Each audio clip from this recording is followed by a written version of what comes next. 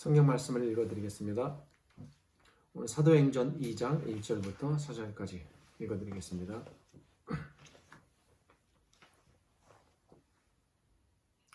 오순절 날이 이미 이름에 그들이 다 같이 한 곳에 모였더니 호련히 하늘로부터 급하고 강한 바람 같은 소리가 있어 그들이 앉은 온 집에 가득하며 마치 불의 혀처럼 갈라지는 것들이 그들에게 보여 각 사람 위에 하나씩 임하여 있더니 그들이 다 성령의 충만함을 받고 성령이 말하게 하심을 따라 다른 언어들로 말하기를 시작하니라. 지난 주일에 이어 오늘도 사도행전 말씀을 살펴보려고 합니다.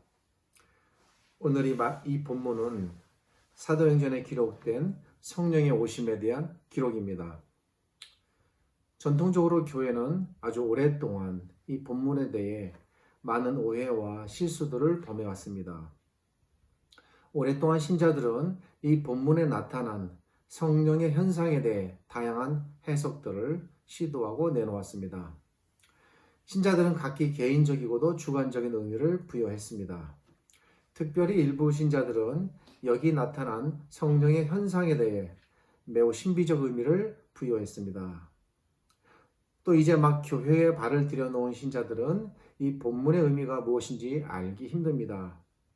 또 이 부분에 대한 성경을 읽어도 그냥 읽는 것일 뿐 그 의미를 알기는 어렵습니다. 초대교회 시절 오순절에 임하신 성령의 오심에는 어떤 의미가 있으며 그리고 그러한 의미가 오늘날 우리와 어떤 신앙적 연결고리를 갖고 있는가를 오늘 설교를 통해 들여다보도록 하겠습니다. 예수님의 제자들을 포함한 여러 사람들은 예수님께서 부활하시고 승천하신 후에 한 곳에 모여 있었습니다. 그들은 예수님께서 약속해 주신 것을 받기 위해 흩어지지 않고 한 곳에 모였습니다. 이 약속은 비록 예수님께서는 하늘로 올라가시지만 하나님께서 자기 백성을 지키시고 돌보시기 위해 성령을 보내주신다는 약속이었습니다. 그들은 특별히 오순절에 이 약속을 기다리며 기도하고 있었습니다.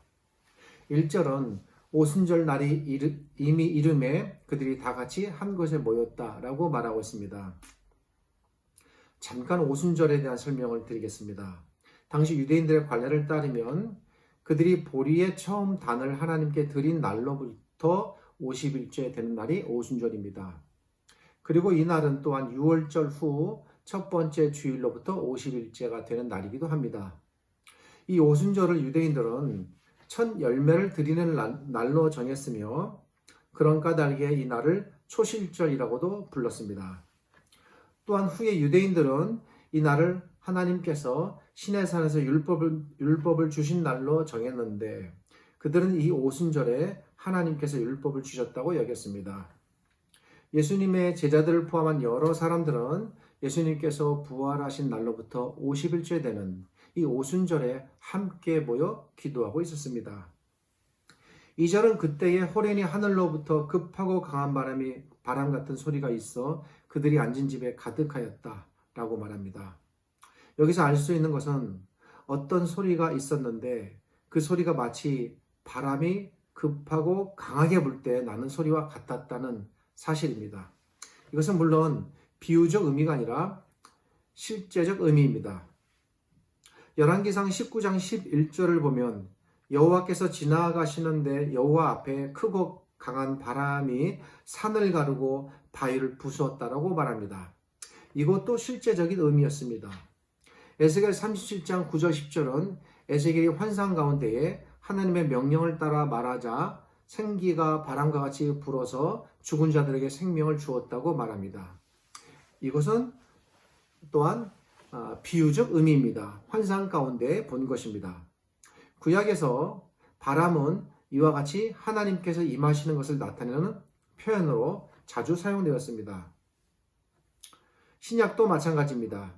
예수님께서 니고데모에게 바람이 임의로 불매 네가 그 소리를 들어도 어디서 오며 어디로 가는지 알지 못하나니 성령으로 난 사람은 다 이러하니라 라고 말씀하셨습니다. 구약과 신약은 이와 같이 하나님 또는 성령의 임하심을 바람으로 표현하였습니다. 그런데 이렇게 바람이라는 실제적 또는 비유적 표현으로 나타났던 성령께서 이번에 실제 바람과 같은 소리를 내며 임하셨다라고 본문은 말합니다. 이 부분이 조금 독특합니다. 귀로만 들리던 성령의 오심이 이번에는 눈에 보이는 현상으로도 나타납니다. 3절은 마치 불의 혀처럼 갈라지는 것들이 그들에게 보여 각 사람 위에 하나씩 임하였다라고 말합니다. 특별히 하나씩 임하였다라는 것은 집단적으로 임한 것이 아니라 각자에게 빠짐없이 성령이 개인적으로 임하였음을 알려주는 독특한 표현입니다. 3절은 성령께서 귀에 들리는 바람 소리뿐 아니라 눈에 보이는 불과 같은 현상으로 이렇게 모두에게 임하였음을 알려줍니다. 구약에서 하나님께서는 가시 떨기 나무에 붙어있는 불꽃의 형상으로 나타나셨습니다. 또한 하나님께서는 광야에서 이스라엘 백성에게 불기둥으로 나타나셨습니다. 불은 구약시대의 이와 같이 하나님의 오심을 나타내는 눈에 보이는 현상이곤 하였습니다. 바람이 눈에 보이지 않지만 귀로 들리는 현상이라면 불은 눈에 보이는 현상이었던 것입니다. 구약에서 하나님께서 친히 불의 형상으로 임하신 그러한 전례를 따라 오순절에 성령께서도 불의 형상으로 나타나신 것입니다. 자, 여기서 우리가 구약의 그러한 기록들과 본문의 사건을 비교해 볼 필요가 있습니다. 구약의 기록을 근거로 생각해 볼 때 불로 나타나신 그 구약의 불로 임하신 그분 누굽니까? 하나님이십니다. 그러기에 여기서 특별히 성령께서 불의 형상으로 나타나셨다는 것은 1차적으로 이분이 하나님이시다라는 사실을 명백하게 증거하는 눈에 보이는 현상입니다. 그러기에 우리는 여기서 나타나는 불의 형상의 의미를 성령께서 곧 하나님이시다라는 성령의 본질에 대한 의미 이외에 너무 주관적인 생각으로 상상하시거나 오해하시어 이상한 쪽으로 연결 지으면 곤란합니다. 본문에 나타나는 불 역시 그와 같이 하나님께서 임하셨음을 나타내는 현상이었습니다. 이게 대단히 중요합니다. 이제 이후에 전개될 오늘 설교의 논리에 있어서 이분이 하나님이시다라는 사실이 시작점이 됩니다. 이렇게 성령께서 임하시자 이번에는 성령께서 임하신 증거가 이렇게 귀로 들리는 바람과 눈으로 보이는 불 외에 사람들의 입을 통해서도 나타나기 시작합니다. 이것도 살펴보겠습니다. 구약시대를 보면 하나님의 신이 임할 때에 예언하는 현상이 종종 나타났습니다. 민수기 11장 26절을 보면 엘닷과 메닷이라는 사람이 하나님의 신이 임하자 예언을 하였다라는 기록이 있습니다.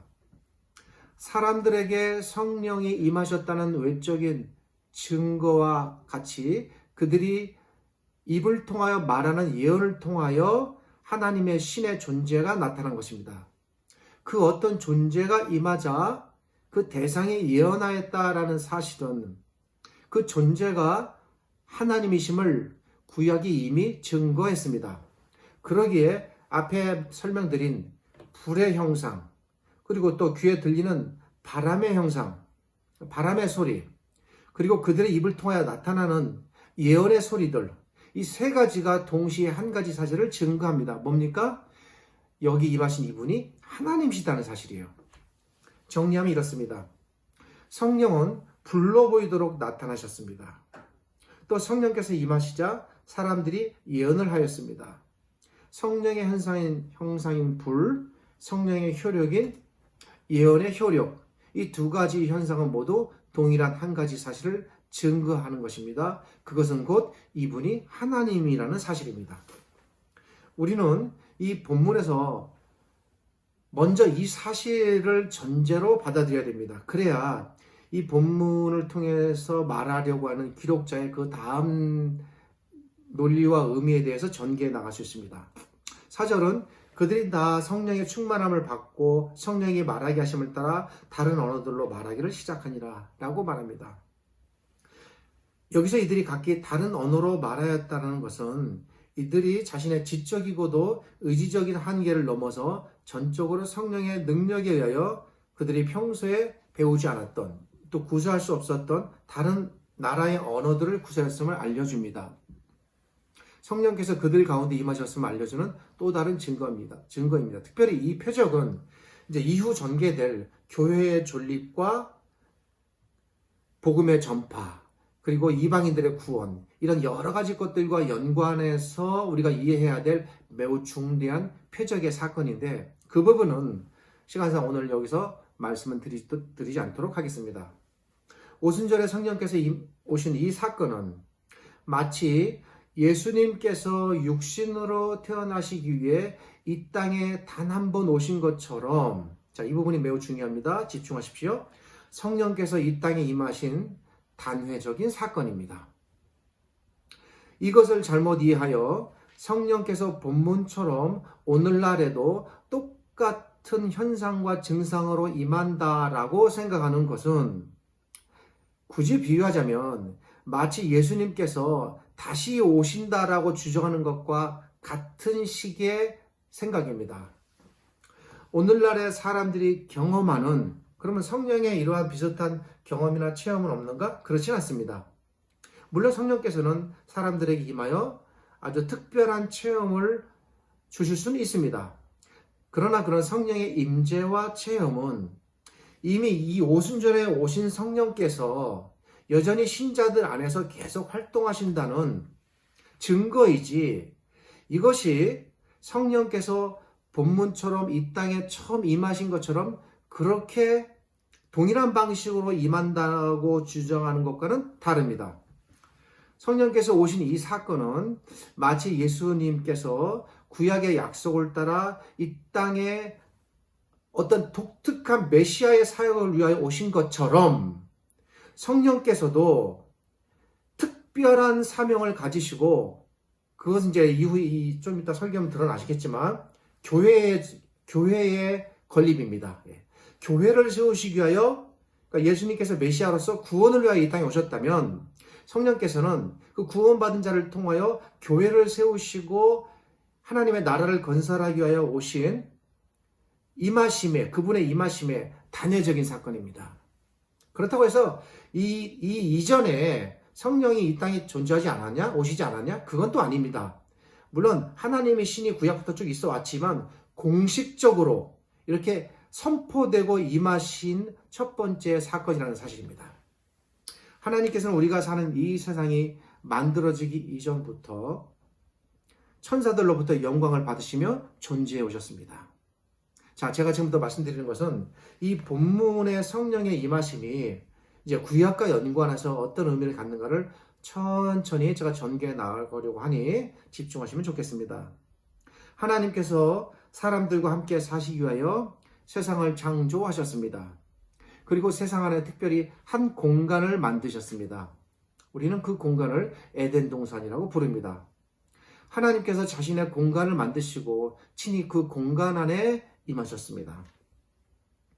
특별히 아담이 범죄하기 이전에는 죄라는 요소가 전혀 세상에 들어오지 않았기에 마치 무균실과 같이 완전한 상태로의 거룩함이었습니다. 그래서 하나님께서는 친히 언제나 자유스럽게 그 동산 안에 거하시며 아담과 함께 대화도 나누시고 사셨던 것입니다. 왜? 그 공간 안에 죄가 전혀 없었기 때문입니다. 죄가 오염되지 않았기에 하나님께서 언제나 그 공간 안에 존재하셨고 아담과 더불어 아주 자유스럽게 편안하게 존재하셨습니다. 그러나 마침내 아담은 죄를 범하였고 그 결과 그 공간 안에 죄가 들어오게 되었습니다. 죄는 급속도로 퍼져 그 공간을 오염시켰고 마침내 세상 전체를 오염시켰습니다. 우리가 알듯 오염의 속도는 너무나 빨랐습니다. 그렇게 하여 나타난 또 다른 사건이 바로 홍수 사건이었습니다. 당시 하나님께서는 죄의 오염도가 너무 심각하심을 아시고 이 죄를 척결해야 할 필요를 느끼셔서 홍수로 죄를 몰아내신 것입니다. 오순절 성령 이야기를 하면서 왜 에덴 동산과 홍수 이야기를 할까? 아마 지금 이런 생각을 하고 계실 것입니다. 그러나 조금만 참고 들어주시기를 부탁드립니다. 조금 더 들으시면 그렇구나 이렇게 생각이 드실 것입니다. 다시 이야기를 전개합니다. 비록 하나님께서 물로 모든 인류를 멸하셨지만 그럴지라도 여전히 죄는 세상에 가득 차게 되었습니다. 죄가 또다시 차는 겁니다. 이렇게 세상에 죄가 가득 차게 되자 거룩하신 하나님께서는 더 이상 그 옛날처럼 홍수라든지 세상 전체를 멸하는 방식으로 세상에서 죄를 없이 할 수 없음을 아시고 다른 방식으로 자신의 존재 방식을 펼쳐 나가십니다. 죄로 인해 비록 하나님께서 사람들과 친히 함께 사실 수 없게 되었지만 하나님께서는 조금 독특한 방식으로 사람들, 자기 백성과 함께 사는 방법을 마련하십니다. 그러니까 물리적인 형태의 에덴 동산과 같은 그런 공간은 없어졌지만 다른 방식의 특별한 공간을 만드셔서 그 공간을 거룩하게 보존하심으로써 자기 백성과 사시는 이 매우 독특한 이런 존재 방식을 택하신 것입니다. 그래서 한 장소를 드디어 만들게 하십니다. 그래서 등장하는 장소가 회막, 성막, 성전 이런 것들입니다. 그러니까 원리적으로는 이 회막과 성막과 성전은 모두 다 에덴 동산과 같습니다. 에덴 동산이 땅으로 표현되는 지역적 특성이라면 회막, 성막, 성전은 모두 다 건물로 표현되는 특징이지만 그 본질은 내가 나의 백성과 함께 살겠다라는 공간이었던 것입니다. 그러니까 아무리 세상을 심판하셔도 죄가 계속 오염되고 세상이 깨끗해지지 않자 세상 전체에 거하실 수 없음을 아시고 특별한 장소를 제한적으로 만드셔서 그곳만을 거룩하게 보존하심으로써 그곳을 통하여 자기 백성과 함께 사시는 이런 방식을 선택하신 것입니다. 하나님께서 성막이라는 것을 통해 자기 백성과 함께 사신다는 사실을 이렇게 해서 나타내기 시작하십니다. 하나님께서는 성막 안에 거룩하신 하나님께서 친히 거하시는 장소인 특별히 지성소를 또 만들게 하셨습니다. 그리고 이 지성소의 가장 중심부에 언약궤라고 불리는 법궤를 두게 하셨습니다. 신학자들은 이 언약궤의 모양이 당시 나라들의 왕이 보좌에 앉았을 때 발이 허공에 뜨니까 그 발을 좀 편안하게 놓기 위해서 발바지, 그걸 발등상이라고 합니다. 그 발바지를 놓는데 왕들이 그 언약궤의 외형적 그 형체가 그 발바지, 즉 발등상과 같았다고 합니다. 시편 110편 1절에 바로 그 발등상에 대한 기록이 등장합니다. 만약 그렇다고 할 경우 이 언약궤는 곧 하나님께서 당신의 발을 올려놓으시는 하나님의 발등상 역할을 하는 그런 의미를 갖게 됩니다. 그리고 여기에 독특한 의미가 있습니다. 하나님께서 이 지성소 안에 자신의 발을 올려놓으실 발등상을 설치하게 하셨다는 것은 무엇을 의미할까요? 그것은 그 발등상, 즉 언약궤가 있는 그곳이 바로 하나님께서 좌정하여 앉아 계신 보좌가 있다는 사실을 알려줍니다. 그 당시에 왕들이 가졌던 보좌의 그런 배치 구도에 따라 하나님께서 이런 설치를 하게 하신 것입니다. 그러니까 하나님은 눈에 보이지 않지만 그런 발등상을 만들어 두게 하심으로써 바로 그 발등상 위에 하나님의 보좌가 계시고 하나님이 존재하신다라는 그런 의미를 부여하게 하시고 그걸 지성소로 특별히 제한하셔서 아무도 그 안에 들어오지 못하게 하신 것입니다. 매우 독특합니다.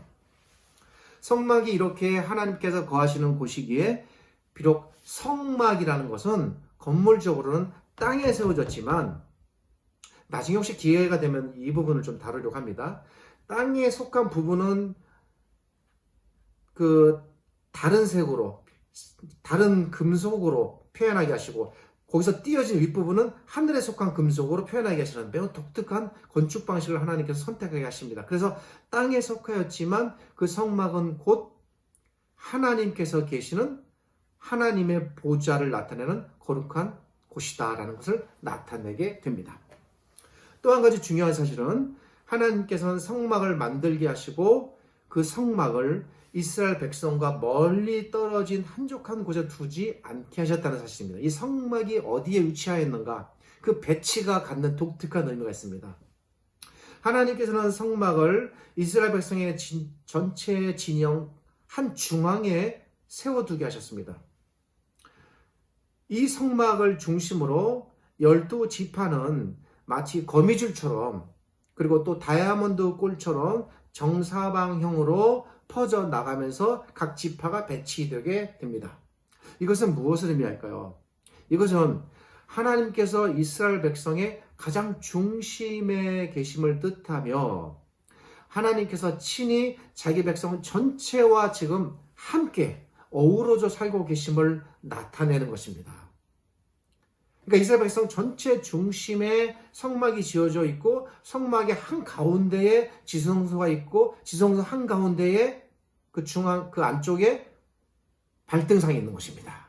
그러니까 핵심은 하나님입니다. 하나님으로부터 지성소, 성소, 이스라엘 백성 이렇게 해서 전체가 다 하나님과 더불어 살아가는 이런 공간을 에덴 동산 이후에 에덴 동산의 성격을 그대로 갖다가 하나님께서 세상에 세워놓으신 겁니다.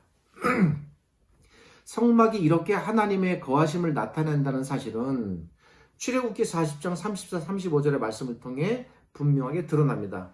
자, 제가 이것을 하나의 그 이야기 형식으로만 말하지 않고 성경의 구절을 말씀드리는 것은 성경적 근거를 갖고 생각하게 하시고자 함입니다. 구름이 회막에 덮이고 여호와의 영광이 성막에 충만함에 모세가 회막에 들어갈 수 없었으니 이때는 성막 이전에 회막의 형태로 존재했을 때입니다. 이는 구름이 회막 위에 덮이고 여호와의 영광이 성막에 충만하였다라고 말합니다. 성막, 회막 이는 곧 하나님의 집임을 나타내는 것이기에 하나님께서는 이러한 사실을 모세로 하여금 분명하게 깨닫게 하시기 위해 구름과 하나님의 영광이 성막에 가득 참으로써 내가 여기에 지금 이렇게 있다라고 보이신 것입니다. 아직 여기까지는 구약입니다. 그런데 이 출애굽기 40장 34절과 35절과 유사한 기록이 또 열왕기상 8장 10절 11절에도 등장합니다. 그런데 이때는 건물 형태가 조금 바뀌었을 때입니다. 모세 시대에는 회막과 성막으로 존재했다면 이때는 이제 건물의 형태인 성전으로 지어진 때입니다. 이때는 모세 대신 제사장이 들어가 있었습니다.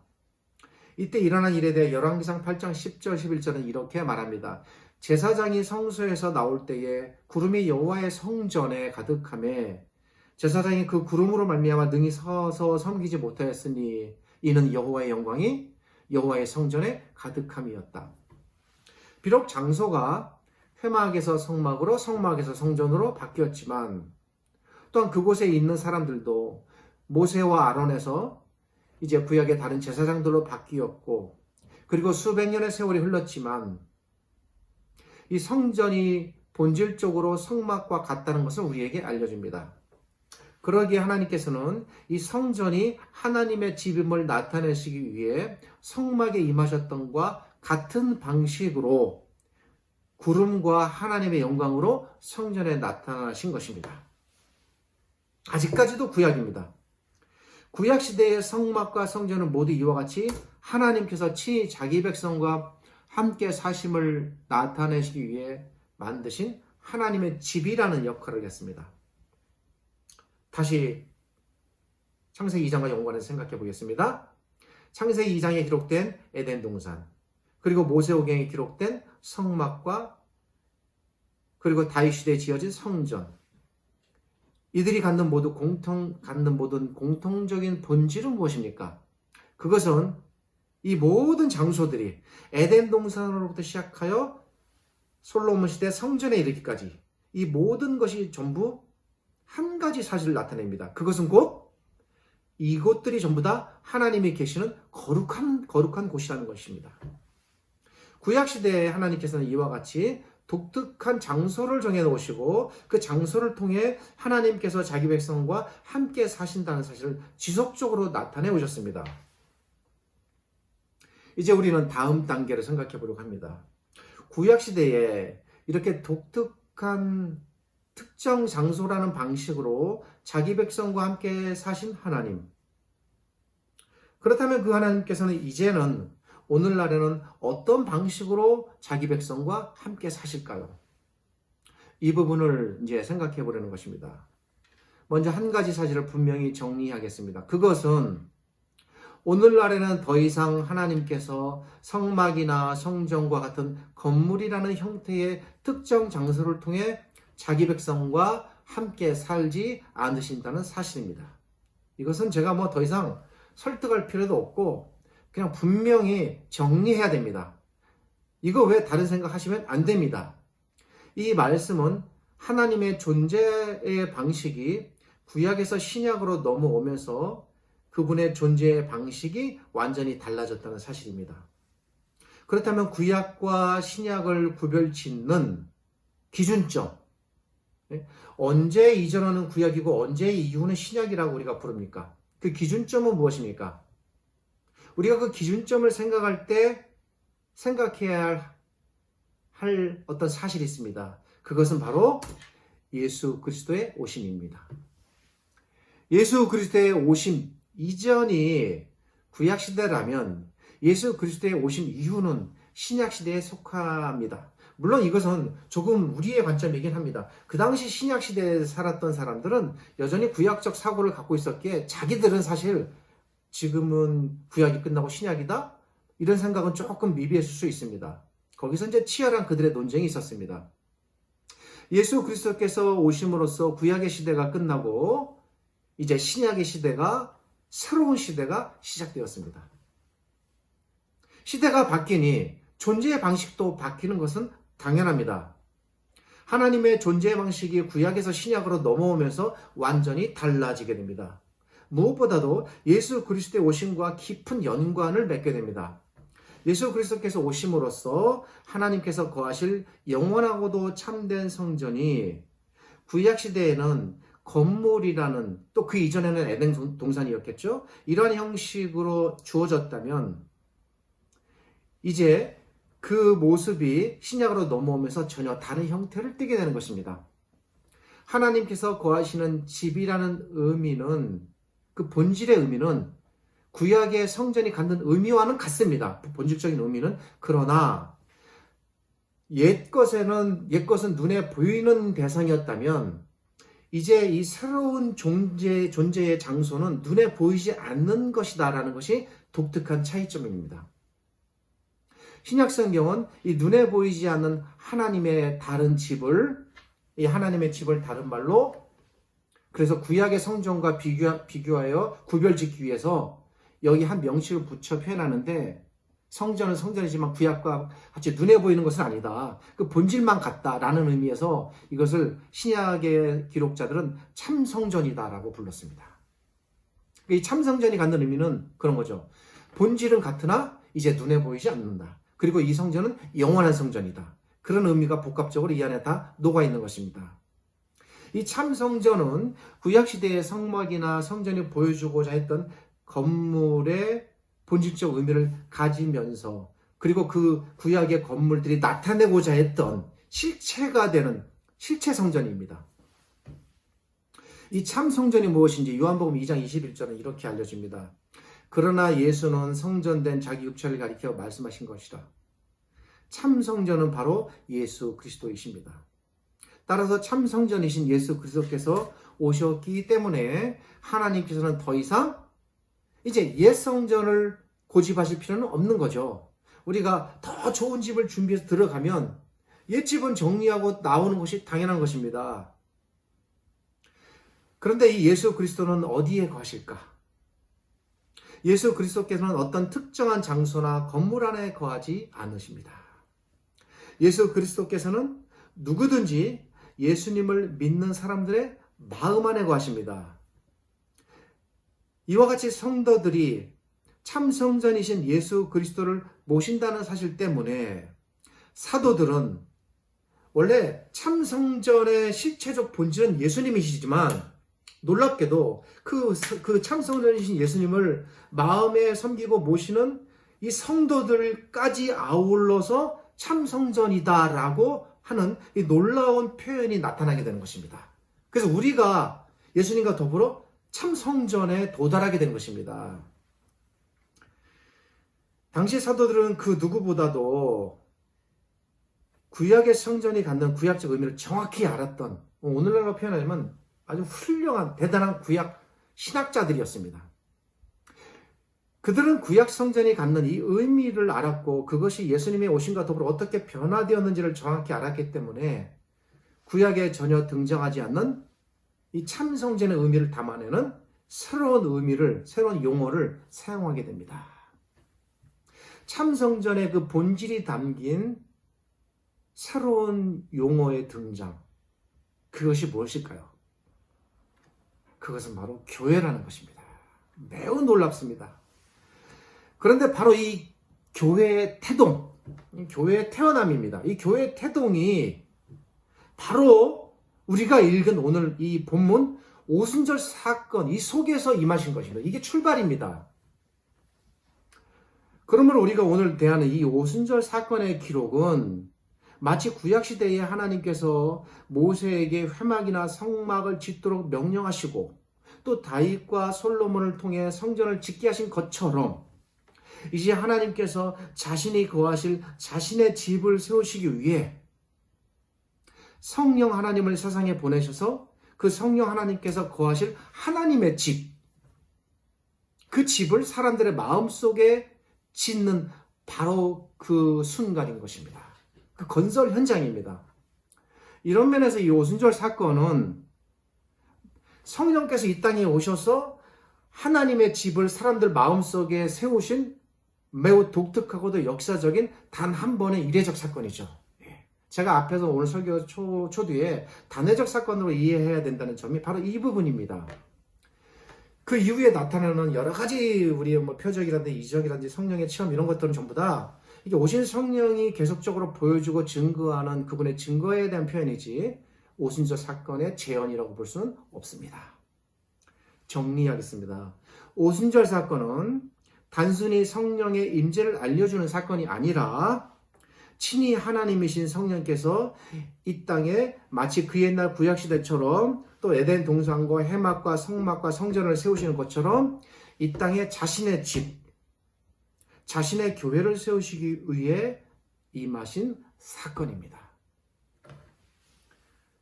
이렇게 해서 성령께서는 자신의 집을, 그러니까 우리 편에서 봤을 때는 교회가 되겠죠? 그 자신의 집을 당시 제자들 안에 세우시고 그 집을 확장해 나가시는 작업을 진행해 나가시게 됩니다. 그 기록이 나타난 것이 사도행전의 기록입니다.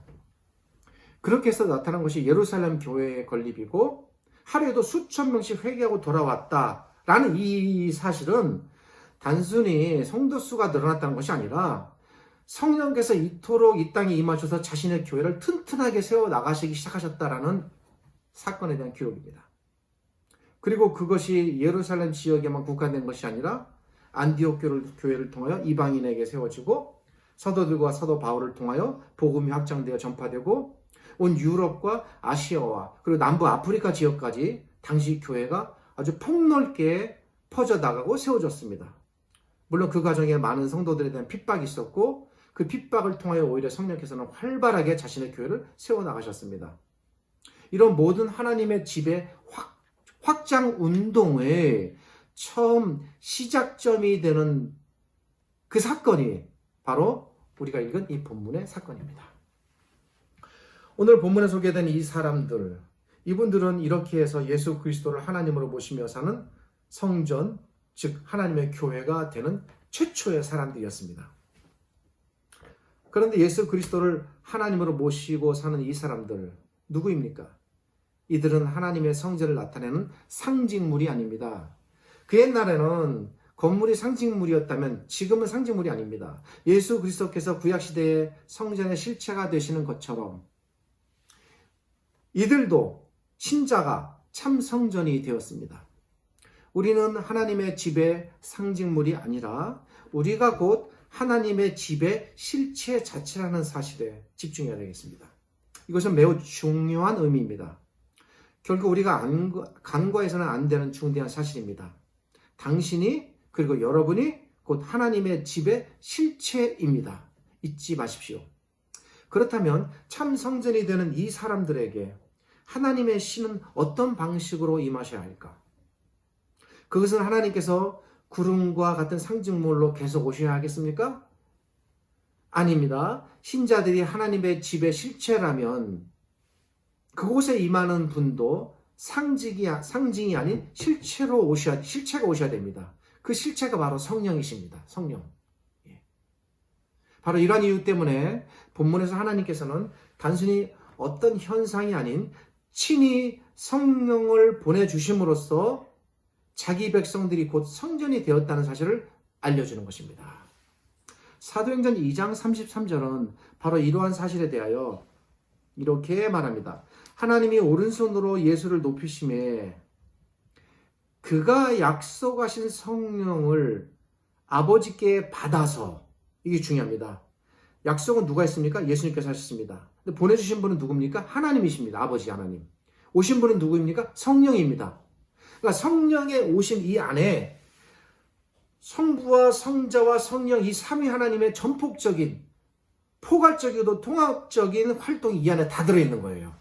예수님이 약속하시고 아버지께서 보내주시고 그리고 그 성령 하나님이 오시고, 어떤 현상으로 온 게 아닙니다. 물론 나타난 것은 뭐 바람소리, 불의 형상이지만 그것은 성령이 실제로 임하셨음을 나타내는 것이지 그것이 현상 자체로만 머무는 것은 아닙니다. 그렇게 부어주셨느니라 라고 누가는 사도행전 기록을 통하여 밝히는 것입니다. 이 본문 안에 이렇게 중대하고도 귀중한 그리고 엄청난 의미가 담겨 있습니다. 오늘 본문에 기록된 성령 하나님께서 자기 백성에게 임하신 이 사건이 갖는 의미 무엇일까요? 그것은 하나님께서는 구약시대에 성막과 성전을 통해 자기 백성과 함께 임하신다는 사실을 어떤 상징물을 통하여 보여주셨다면, 이제 지금은 예수 그리스도를 믿는 모든 신자들 안에 상징이 아닌 실제적인 하나님이 오셔서 우리 안에 임하신다는 사실입니다. 예수님의 제자들을 포함한 당시 사람들에게 성령께서 임하신 이 사건은 하나님께서 구약시대에 성전을 짓게 하시고 성전에 구름으로 임하게 하신 것처럼 이제 하나님께서 우리를 성전으로 삼으셔서 우리 안에 임하신 그 당시에 최초의 공식적인 사건이었고, 그것을 시작으로 역사가 흘러 오늘도 우리도 그 성령의 임하심을 통하여 하나님의 성전의 자리에 들어가게 된 것입니다. 마치 예수님께서 우리를 구원하시기 위해 이 땅에 임하신 것처럼 성령 하나님께서는 구원받은 자기 백성들이 교회를 통하여 세워져 나가도록 이 땅에 오셨습니다. 그리고 이렇게 오신 성령 하나님께서는 누구든지 예수님을 주로 믿는 사람들 속에 친히 거하시며, 그 옛날 하나님께서 에덴 동산 안에서 아담과 더불어 함께 거닐고 이야기하고 평화롭게 사신 것처럼 우리 안에 그렇게 우리와 더불어 이야기하고 대화하고 함께 생각하시고 함께 아파하시고 함께 슬퍼하시며 때로는 우리를 위하여 친히 기도하시며 너무나도 우리와 친밀하게 우리 안에서 이 에덴 동산 안에서 우리와 함께 사시는 것입니다. 이것이 우리에게 말할 수 없는 복이고 감사입니다. 우리가 누구입니까? 우리는 이렇게 하나님께서 친히 거하시는 하나님의 진정한 참 성전이 된 사람들입니다. 우리는 실체입니다. 이러한 이유 때문에 이러한 사실을 잘 깨달은 베드로 사도는 성도들을 가리켜 베드로전서 2장 9절에서 오직 너희는 택하신 족속이고 왕같은 제사장 되어 거룩한 나라여 그의 소유된 백성이다 라고까지 말합니다. 본문을 통해 하나님께서 우리에게 주시고자 하는 가르침, 그것은 하나님께서는 구약시대에 자기 백성과 함께 사신 것처럼 성령을 보내서 우리와 함께 사신다는 사실이에요. 구약시대 대제사장의 복장이 어떠해야 함을 하나님께서 친히 지정하셨습니다. 하나님께서 정해주신 방식을 따라 입어야 했습니다. 대제사장은 제사를 드리기 전에 먼저 자신을 깨끗이 하는 제사를 드려야 했습니다. 대제사장의 발은 땅에 접촉이 되면 그 접촉된 부분들을 깨끗하게 해야 했습니다. 그러기에 대제사장은 제사 드리기 전에 땅과 제물에 접촉이 될 수 있는 그의 손과 발을 먼저 피로 정결케 해야 했습니다. 그리고 대제사장은 성막에 사용된 것과 같은 재료로 짜여진 옷을 입어야 했습니다. 그리고 그 의복도 성막에 사용된 것과 성막의 재질과 같은 색인 금청 보라색으로 짜여진 의복을 입어야 했습니다. 엄격히 규정하셨습니다. 왜? 하나님을 상대하는 존재이기 때문에요. 또 대제사장의 머리에는 주께 거룩이라는 글씨가 새겨져 있는 금판이 달린 두건을 머리에 썼습니다. 이런 대제사장의 복장이 뜻하는 것은 무엇일까? 그것은 대제사장이 비록 인간이라는 존재이지만 이런 모든 규정과 복장을 통해 그가 곧 하나님의 존재와 더불어 함께하는 성전이다라는 것을 알려주었습니다. 대제사장은 그 자체로 온전히 거룩하게 된 하나의 리틀 성전이었던 것입니다. 그러기에 대제사장은 비록 이 땅에 사는 사람이었지만 본질적으로 하늘에 속한 자였습니다.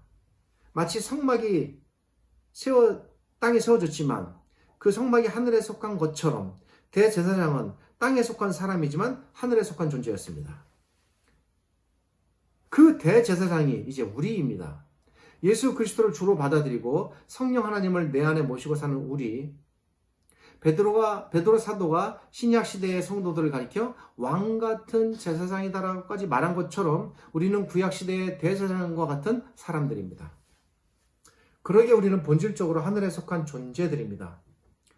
우리는 우리 자체로 이미 하나님의 거룩한 리틀 성전으로 지어진 자들입니다. 각자가 다 성전이고 또 그런 성전들이 모여서 또 성전을 이루고 그렇게 되는 겁니다. 대제사장이 한치의 소홀함도 없게 하나님을 섬겨야 하듯 그러기에 우리도 한치의 소홀함이 없이 책임을 가지고 성령 하나님을 섬기는 참 성전이 되어야 합니다. 하나님께서는 예수 그리스도를 통해 우리를 구원하셨습니다. 그리고 이제 성령 하나님을 우리에게 보내주셨습니다. 약속대로. 그래서 우리가 거룩한 성전이 되게 하셨습니다. 이런 모든 하나님의 일하심과 역사가 우리 안에서 다 이루어졌고 성취되었고 우리는 지금 그렇게 살고 있습니다. 기억해야겠습니다. 우리는 언제나 거룩한 성전입니다. 성전을 잘 드러내야 합니다. 성전의 역할을 잘 감당해야 됩니다. 언제나 거룩해야 됩니다. 이 거룩함을 또 널리 퍼뜨리고 알려야 합니다. 이런 사실들 잊지 마시기를 당부드립니다. 기도하겠습니다. 우리 아버지 하나님 감사합니다. 구약시대 성전을 이 땅에 세우신 것처럼 오순절 사건을 통하여 이 땅에 오셔서 우리를 또 그 성전으로 삼으시고 이제 영원토록 우리와 더불어 함께 사시는 이 놀라운 하나님의 은혜와 하나님의 일하심의 역사를 살펴보았습니다. 이런 하나님의 모든 일들과 하나님의 신실하신 모습들 저희 마음에 잘 새기게 하시고 우리가 어떤 존재임을 또 더욱 깊이 깨닫게 하시고 그리하여 더욱더 참 성전으로서 한치의 소홀함 없이 살아가는 저희들 되게 하여 주시옵소서.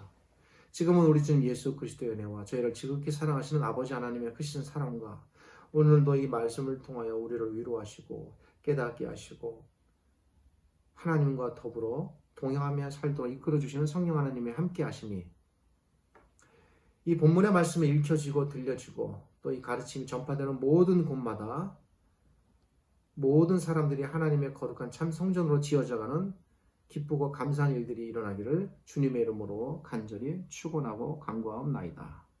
아멘.